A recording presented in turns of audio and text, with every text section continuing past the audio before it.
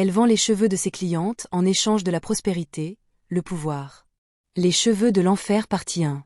Les histoires de MS Diva. Dans un petit village reculé d'Afrique de l'Ouest, caché entre les dunes rouges et les arbres millénaires aux racines profondes comme les secrets, vivait une jeune fille nommée Linda. Elle était belle, mais pas comme les autres. Sa beauté était étrange, presque irréelle. Ses yeux avaient la couleur du charbon humide, profond et insondable. Mais ce n'était pas sa beauté qui faisait parler le village, c'étaient ses doigts, fins, agiles, presque translucides sous certaines lunes. Il disait qu'elle coiffait avec des doigts de fée, qu'une tresse entre ses mains pouvait guérir une fièvre, qu'un simple chignon tressé par elle pouvait faire tomber amoureux. Chaque matin, des femmes faisaient la queue devant sa hutte en argile pour espérer toucher ce miracle. Mais le village était obsédé par le pouvoir. Dans les palabres, les femmes parlaient d'ensorcellement, d'amulettes, de prières interdites. On échangeait du sang de chèvre contre des promesses. On chuchotait des noms dans des jarres scellées. Et Linda, douce Linda, voulait plus. Elle avait le don, mais elle voulait la puissance. Un soir d'éclipse, alors que le village entier dormait sous un silence lourd, Linda suivit une voix. Elle l'entendait dans ses rêves depuis des semaines, une voix rauque, séduisante, chaude comme la braise. Elle arriva à la mare sacrée, là où personne n'allait depuis que les anciens y avaient vu des yeux dans l'eau. Là, entre les roseaux, il apparut. Il n'avait pas de forme, seulement une ombre mouvante avec une bouche trop large et des mains trop nombreuses. Il se tenait dans le reflet de l'eau, inversé. « Tu veux leur adoration, leur soumission, leur essence, dit-il. Je peux te donner des dons que même les dieux craindront. Mais je veux un prix simple. Apporte-moi leurs cheveux. Un à un. Chaque mèche, un fil de leur âme. Couplets à la racine. Offert avec leur confiance. » Linda n'hésita pas.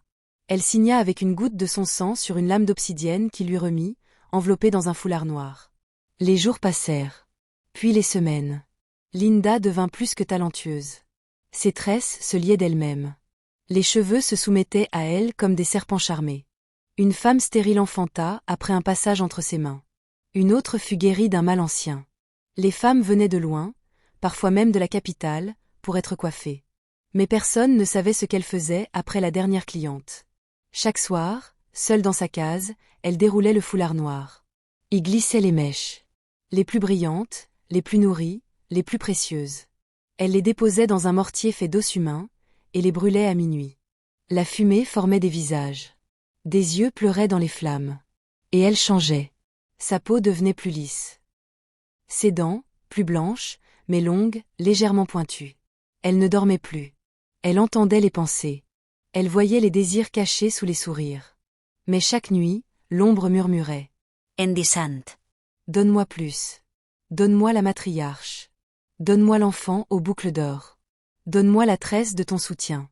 Un jour, la doyenne du village, une femme qu'on appelait Mère Balimba, aveugle depuis 50 ans, mais qui sentait le mal comme une hyène sans le sang, vint s'asseoir devant Linda et dit.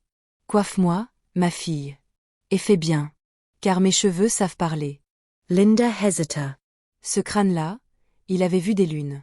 Il avait résisté à des rituels. Mais le pouvoir qu'elle sentait en elle hurlait, affamée. Alors elle coupa. Et au premier coup de lame, le feu sortit des cheveux. Un cri. Un nom ancien. La case s'embrasa, mais ne brûla pas. Mère Balimba se leva, ses yeux morts illuminés. Tu as nourri un démon, Linda. Et maintenant il te réclame. Tu n'es plus coiffeuse. Tu es receptacle. Linda hurla, mais trop tard. Ses cheveux, si beaux, si fins, tombèrent par poignées. Ses doigts, devenus transparents comme du verre, se fissurèrent. L'ombre sortit du foulard noir, grandissant, s'enroulant autour d'elle.